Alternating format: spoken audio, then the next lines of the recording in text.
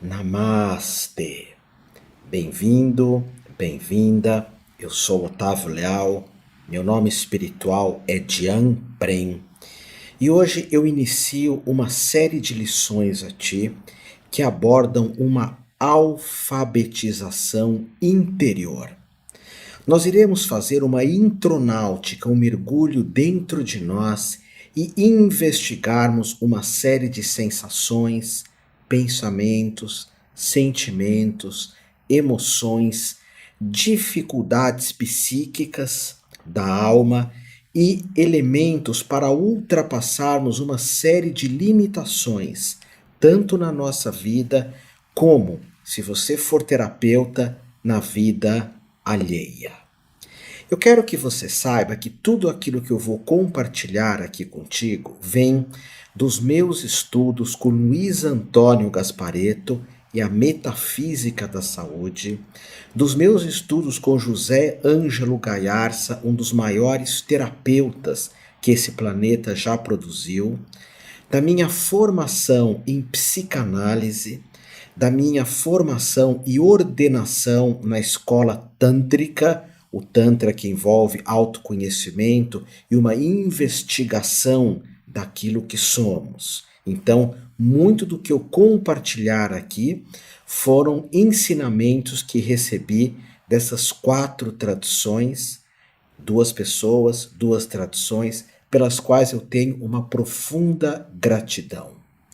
Então vamos iniciar essa aula de alfabetização interior falando do tema emoção ou das nossas emoções. Emoção é algo que vem de baixo, algo que vem da nossa região sacral ou até mesmo do nosso bicho. Bicho que é chamado na psicologia junguiana de sombra. Então, normalmente, as emoções, digamos, a mais positiva é o tesão. Roberto Freire, o psicanalista, o escritor, dizia: sem tesão não há solução. E muitas situações da nossa vida nós podemos medir se elas nos tocam profundamente, se gostamos delas ou não, quando vem uma emoção que é o tesão. Não é o tesão sexual só aqui. Eu tenho tesão por aquele emprego, por aquela pessoa, por fazer uma viagem para a Índia, por subir uma montanha, por mergulhar, por ter uma vida simples próxima à natureza. Sem tesão não há solução. Então, esse tesão nem sempre é um sentimento. Sentimento é algo aqui mais no coração, no nosso sacrário, no nosso templo. A energia da emoção, ela pode ser tesão, ela pode ser raiva, aquela raiva que é a indignação, não é o ódio que nos faz mal, é uma raiva que, quando bem utilizada, é o nosso bicho, é o nosso id. Por vezes é comum as pessoas questionarem: será que isso é para mim ou não? Esse caminho, essa profissão, esse relacionamento. E essa questão de entrarmos em contato com o emocional, com o tesão e nos perguntarmos: isso me dá tesão? Isso me dá uma energia de ação? Porque aquilo que nos dá tesão, nós partimos em direção. Se você chegar para mim e falar: Otávio, vamos dançar, eu estou sempre pronto. Vamos fazer uma arte marcial, estou sempre pronto. Vamos caminhar pela praia, sempre pronto. Porque esses elementos me dão tesão, que é uma emoção muito adequada. No Tantra hindu nós chamamos de prana, que é uma energia vital. A emoção, ela me dá uma energia vital, uma energia muito forte. E essa energia vital, quando a emoção é bem-vinda, ela faz com que eu parta para a ação, parta para a movimentação. E muitas vezes as emoções podem e devem serem controladas pela razão. Por vezes nós queremos o mal de alguém, ou queremos que alguém parta ou suma, mas podemos só pensar, não agir. Note que eu tenho um voto que eu fiz dentro de uma escola budista de não falar palavrões, de não xingar ou ofender os outros. Mas eu não fiz o voto de não pensar mal dos outros, porque só faria esse voto se conseguisse, se tivesse essa disciplina. E para isso talvez não pudesse mais ver televisão, ver notícias, saber dos outros por um tempo. Claro que eu evito ao máximo os pensamentos maléficos em relação aos outros, mas muitas vezes ele vem desse nosso bicho, que Freud chama de id, é o nosso instinto. Nós temos um ego e um superego. O superego, na visão de Freud, é o que impede do id, que é o bicho, de fazer aquilo que ele quer. Então, emocionalmente, nós podemos pensar várias situações, mas nem sempre podemos realizar as mesmas. Agora, dentro dessa alfabetização, é importante eu falar para ti isso. Se te dá tesão, normalmente é o tesão, uma emoção que pede para você ir em direção a algo que vai acrescentar muito na tua vida. Então, esse é o primeiro elemento aqui. O próximo é o sentimento. O sentimento é algo mais íntimo, algo que vem daqui. Na visão de mestre Jung, da psicanálise junguiana, por vezes, acredita-se que até a meia-idade nós nos apaixonemos muito. Eu vou falar da paixão já já, mas a paixão tem muita relação com emoção ou com emoções. O sentimento, nós vamos com o tempo aumentando a capacidade dele. É uma energia que vem aqui no peito e ela vem de dentro para fora, de dentro para fora. Existem sentimentos positivos e o maior deles, sem dúvida nenhuma, é o amor. Por isso que esse é o convite, ama o próximo como a ti mesmo. Várias dificuldades terapêuticas que nós encontramos nas pessoas, nos seres, é por falta de amor. Seja amor próprio, seja amor ao outro. Agora, aqui em momento algum eu quero falar que nós temos tão somente o atributo do amor. Ou seja, eu, Otávio Leal, sou só amor. Não, eu sou amor, sou indignação, às vezes sou atração, outras vezes sou aversão, outras vezes sou indiferença, outros sou fé, outros sou desconfiança. Essa é a ideia da alfabetização emocional. Perceber que temos muitos atributos. Agora, o sentimento ele pode ser positivo e o amor é o maior deles, com a compaixão, com o pensar bem dos outros. E o negativo, pensar mal dos outros, querer o negativo, e também o sentimentalismo. O sentimentalismo que seria esse sentimento mais negativo. Tem pessoas que se perdem muito no sentimentalismo, que eu vou estar falando agora, que seria a ideia da paixão. Paixão como sentimentalismo. Então, paixão, existe aquela paixão por um ideal. A paixão pelos animais faz com que eu cuide dos mesmos. E você percebe que essa paixão dura muito. Existem algumas paixões que não têm nenhuma relação com o amor. É quando nós projetamos numa outra pessoa ideais nossos. É aquela pessoa que fica apaixonada, já passou da adolescência, mas se apaixona e quando o amor, ou melhor, a paixão, não corresponde às expectativas, essa pessoa sofre muito. Quem se segura muito vive usando a paixão como uma forma de desrecalcar. Pessoas muito recalcadas, muito fechadas, por vezes usam as paixões como uma desculpa para se projetarem exteriormente. Tanto é que existe uma série de textos, de pesquisas, que geraram até um livro, por exemplo, que se chama Mulheres que Amam Demais. Homens que amam demais. No caso aí não é amor, é uma paixonite, um sentimentalismo que os livros acabam tratando, que faz com que a pessoa idealize o ser amado não como ele é, mas como ela gostaria que ele fosse, para suprir algumas necessidades. Tem três livros, no caso, que eu recomendo a todas as pessoas que querem ter essa visão da metafísica, dos estudos psíquicos tântricos, das ideias transformacionais do quânticas, que são o livro Ri, Xi e Wi. Ri fala do homem, que sempre está apaixonado por alguma coisa externa.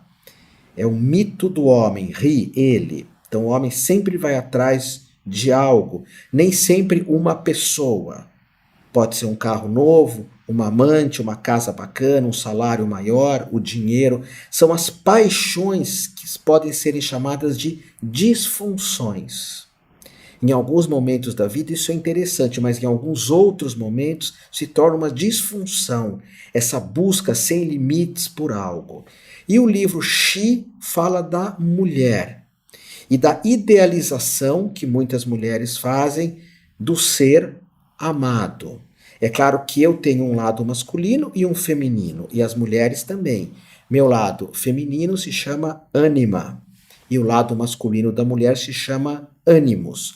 Quando eles estão desequilibrados, a nossa parte masculina está desequilibrada, ela se apaixona por isso, por uma amante, a parte masculina, por um automóvel, por dinheiro. Nós vemos tantos homens corruptos, tantos senhores de idade que jamais deviam ter essa paixão pelo dinheiro, e muitas mulheres ainda idealizando, ou a parte feminina do homem, idealizando um ser que preencha todas as necessidades da mesma.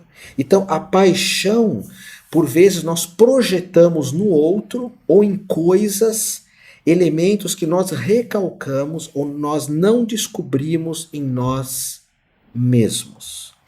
O terceiro livro se chama Wi, Ri, Xi e Wi. Wi significa nós. É quando duas pessoas se unem afetivamente e elas não se amam, mas estão apaixonadas. E aí, nesse livro importantíssimo, se você quiser conhecer a alma, o psiquismo humano, importantíssimo você ler o Wi, você vai ver as dificuldades que surgem quando temos muita paixão, mas não temos sentimento. A paixão é mais do bicho também, é uma emoção que vem. O sentimento é algo mais íntimo, ok? Algo mais tranquilo. Agora vamos ver outros elementos aqui, vamos falar da vergonha. Vergonha. A vergonha faz com que eu me prenda. Aí a função de nós mesmos, como pessoas ou como terapeutas, é soltar as pessoas que se prendem. Eu mesmo tinha muita vergonha de falar para a câmera, de falar em palco, ir numa lousa na escola, lousa, né, um quadro negro, isso me deixava desesperado, desesperado, sem esperança, já crendo que iria dar alguma bobagem ali, e normalmente dava. Além do que, eu fui educado a ter vergonha do meu próprio corpo. Muitas pacientes, muitos clientes de psicanalistas, de psicólogos, de terapeutas acabam relatando essa questão. Vergonha do próprio corpo, vergonha da forma de falar, vergonha da forma de se mostrar. Mas a vergonha tem relação com eu não querer que os outros me vejam ou que os outros sintam como eu sou. Isso é um trabalho para a maior parte da vida, nós descobrirmos como podemos aceitar a nós mesmos e nos colocarmos para o mundo do jeito que somos. Para isso já existe uma parte nossa que chama persona, que vem de personagem, que até tenta adequar aquilo que eu sou com o que eu vou mostrar para o mundo. Mas é muito importante que eu não tenha vergonha daquilo que eu sou. Porque o que acontece? Eu me controlo, me seguro para não me mostrar. E para isso eu gasto uma energia inacreditável, uma energia de o tempo todo estar me segurando, o tempo todo estar me mantendo distante dos outros, eu mostro uma parte minha. Eu finjo ser uma coisa que eu não sou e tenho vergonha daquilo que sou. Então, é muito importante nós colocarmos a energia em nós mesmos. Eu vou me soltar. Eu não vou me prender ao que o outro pensa, ao que o outro sente. Eu não vou me prender às expectativas que o outro tem de mim. Não vou. Então, isso é a ideia, essa é a percepção de ultrapassarmos a vergonha. O Gasparetto sempre dizia que a vergonha ela é fruto do orgulho, o orgulho negativo também. Precisamos ter mais humildade, é uma das formas de lidar com a vergonha, humildade de nos mostrarmos como somos, de nos expressarmos como somos. Vamos falar agora de ansiedade, que a minha natureza é extremamente ansiosa, sempre foi. Sempre foi. Então eu sempre tive que lidar com isso, ainda lido, e a forma de eu lidar com a ansiedade é a meditação, as artes marciais, andar bastante, criar muito, produzir muito. Mas a ansiedade é sempre ir para o futuro. É uma mente que é treinada, seja pelo Estado, pela sociedade, pela escola, pela família. É uma mente treinada a priori para sempre estar olhando para o futuro. E é uma mente que nós usamos, há uma ação nessa mente para algo que não existe. A mente faz com que eu me volte para situações que não existem. Na tradição tântrica, nós falamos assim, que a pessoa, o indivíduo, ele está plantando orquídeas, ele está regando orquídeas no ar. O que significa isso? Não tem orquídea nenhuma, não há orquídea nenhuma, muito menos no ar. Nós inventamos uma orquídea que está flutuando e inventamos que temos que regar essa orquídea. Então se cria muitas fantasias em relação ao futuro. E é importante notar isso, quanto de fantasias que criamos. Quando da crise do coronavírus, ninguém imaginava isso, ninguém se preocupava com isso. Não fazia parte do nosso cotidiano pensar nisso, muito menos com preocupação. Porque a preocupação, que tem relação com a ansiedade, ela não traz nada de positivo. Eu me preocupar com a minha saúde, eu perco a saúde me preocupando com a mesma. Agora, eu me exercitar, me alimentar bem, jejuar, fazer muitos exercícios, isso é uma ação. A ansiedade é sempre uma atitude mental que acaba por prejudicar muito o nosso corpo, muito. A minha ansiedade, eu fui educado a ter ansiedade pelas expectativas da escola. Porque eu tinha bolsa de estudo numa escola muito difícil, uma escola com valor muito alto, chamava Colégio Rio Branco. Eu era de classe baixa, meu avô conseguiu uma bolsa nesse colégio para mim. Quando eu ia estudar no Rio Branco, todos eram muito ricos financeiramente falando. Eu me sentia um peixe fora d'água. Todos tinham todos os brinquedos, as canetas, festas lindíssimas. Todos iam com os automóveis mais lindos, chegavam na escola. E era um nível cultural muito difícil para mim, muito difícil. As pessoas tinham aulas particulares e ali eu criei uma ansiedade de nunca tirar uma nota abaixo de 7, senão seria reprovado e perderia a bolsa. Como bolsista eu não poderia tirar nota abaixo de 7. Então eu penso que daí surgiu a minha ansiedade. Sempre anota, a pressão dos meus pais para que eu não fosse reprovado e as pressões nos anos 60, 70, normalmente você era agredido fisicamente, era comum os pais agredirem os filhos. Então isso gerou uma ansiedade em mim e hoje respiração, atividade física, tudo isso e preste atenção, a ansiedade é imaginar alguma coisa e acreditar nisso. Imaginar alguma coisa, ansiedade, acreditar nisso e dar um poder para isso, um poder para uma ilusão. Agora vamos ver aqui, eu vou falar com vocês sobre a mediocridade. Uma mediocridade, uma credibilidade média, média. Há uma passagem na Bíblia que é citado que o divino, que o transcendente disse, eu não aceito os morninhos. Morninho ou morninhos são pessoas que às vezes preferem ter uma vida ordinária do que extraordinária. E em momento aqui nenhum eu estou falando de dinheiro, de fartura, de ser famoso. Às vezes para ti, e isso é muito importante, é o teu termostato, como que você avalia a vida. Por exemplo, para mim uma vida extraordinária é uma vida simples. Morar perto da natureza, ter meus animais, estar com a pessoa que eu amo, ler meus livros, escrever, dar aulas. Eu não tenho o menor interesse em ser famoso, em aparecer na capa da revista Caras, em aparecer no Fantástico, ou ter um programa de TV. Tanto que vira e mexe eu sou chamado para programas de TV, eu não tenho o menor interesse em participar, o menor interesse. A pessoa que tem uma vida ordinária, que é ao contrário de extraordinária, ou que tem essa vida medíocre, ela não tem um senso crítico do potencial dela. Senso crítico do potencial. Senso crítico da vida que ela pode, ou do que ela pode atingir.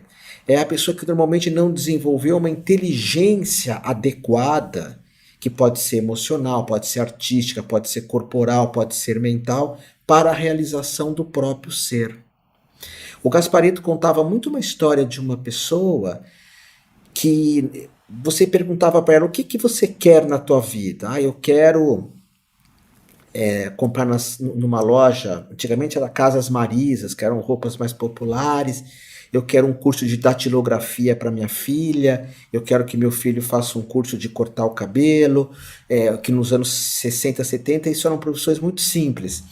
E o Gasparetto que contava, e ela era induzida, essa mulher, pensa maior, pensa grande, o que você quer?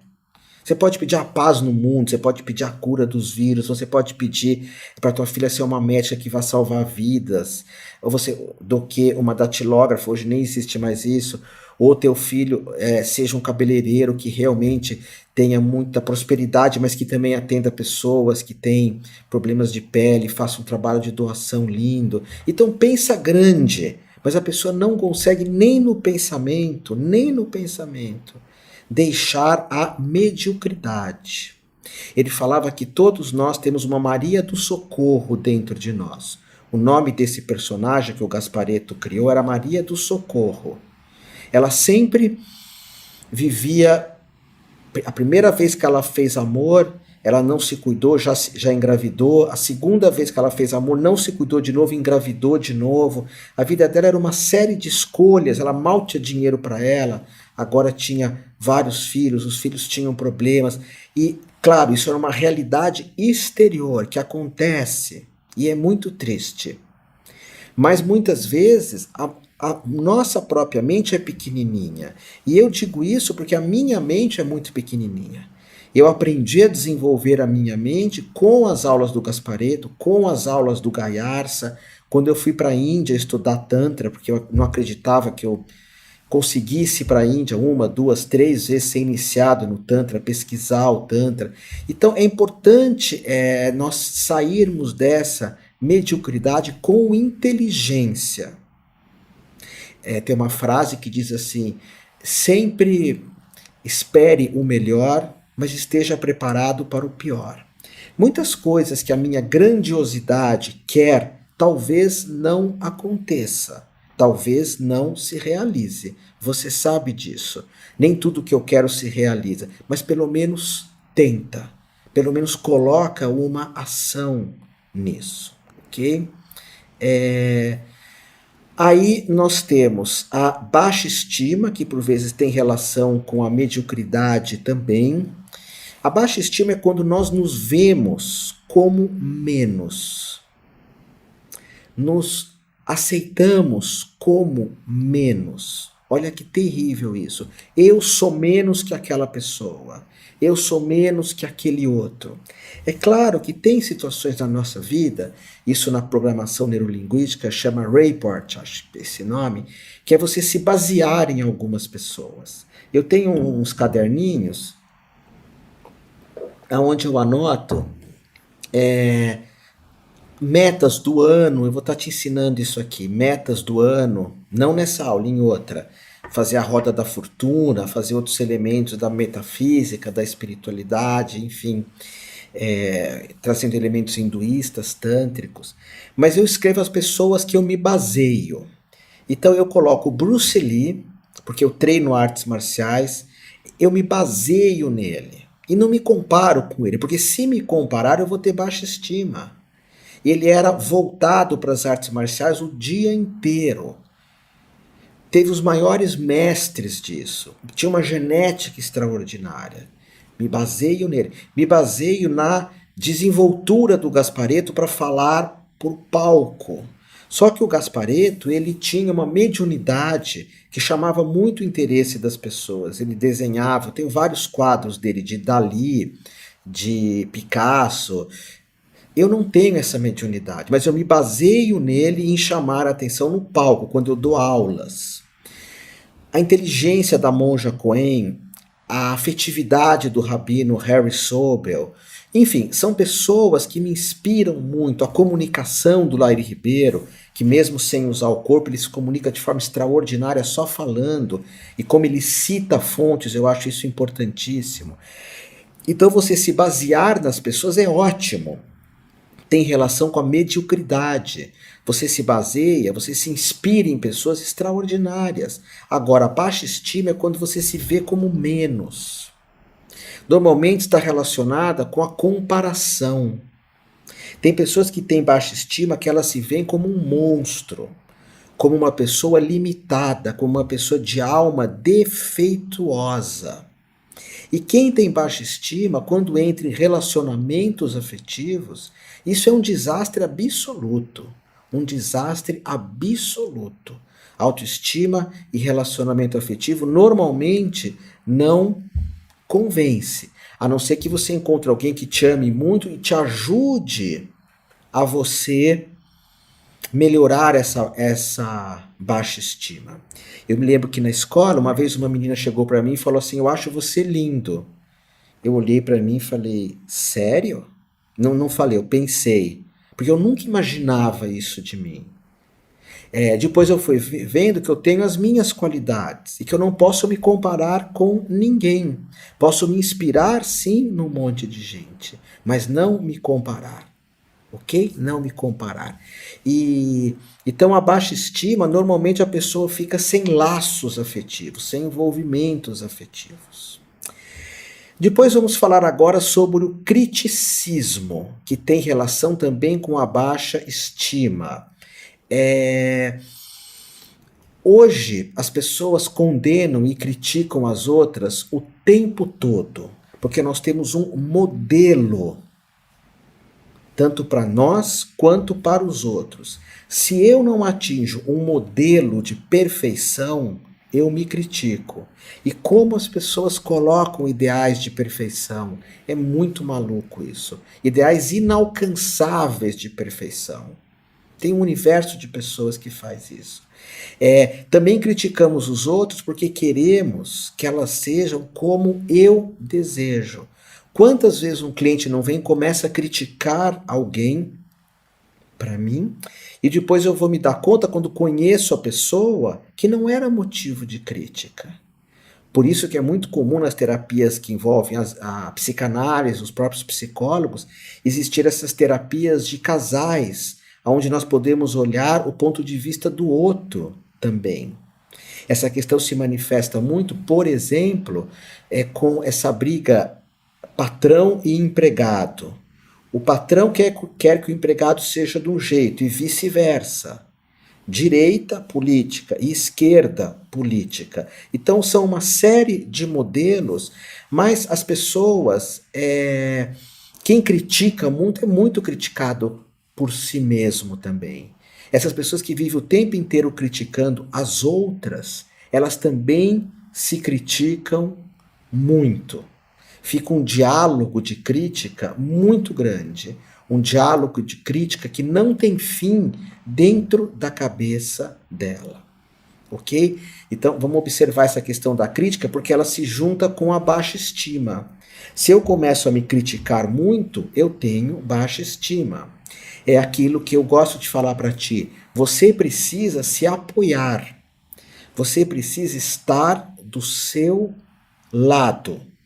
Porque se você não se apoia, se você não fica do seu lado, isso vai ser um problema muito grande para você. Se você se critica, se você se rebaixa, isso é falta de água. Se você se diminui, pronto, baixa estima, uma vida medíocre.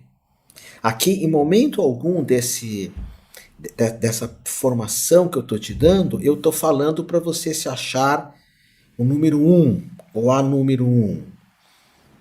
Tem uma história de um mestre que fala para as pessoas, olha para as formigas, o que você vê? Aí as pessoas falam, veja como eu sou grande, como eu sou maior, como eu sou criativo, como eu sou uma pessoa importante no universo. Aí o mestre fala, agora olha para as estrelas, o que você vê? Como eu sou insignificante, como eu sou pequeno. Ou seja, não, você não é uma estrela nem uma formiga, você é aquilo que você é. Aquilo que você é. Ok? Então vamos parar aqui nessa aula. Na próxima eu já continuo com a ideia do perfeccionismo. Ok? Faz todas as anotações, se investigue as pessoas próximas a ti também, porque a hora que você for usar esse conhecimento, ele já está ali na tua mente prontinho para ser utilizado.